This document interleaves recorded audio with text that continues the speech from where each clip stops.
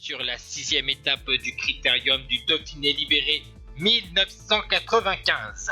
143 km au programme entre Briançon et Vaujany, avec tout d'abord l'ascension du col du Galibier par le Lautaret. C'est une longue ascension de plus de 20 km, on connaît cette partie. D'abord un long faux plat montant avant la fin du Galibier, plus difficile. Et ensuite c'est le col de la Croix de Fer, où on va voir 3 coureurs à l'avant de la course, tandis que vous voyez la formation Banesto entourer Miguel Indurain, le porteur du maillot jaune de leader du classement général, avec notamment Gérard Ruet. Les 3 hommes à l'avant de la course, eh bien, il s'agissait de Linardo Nino de la Kelmé, Thierry Laurent de la Castorama et Laurent Brochard de la Festina.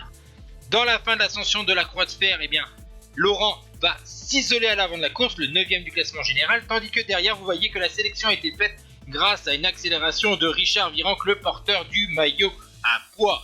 Il est suivi par Indurain, Miranda, Boardman et Arroyo.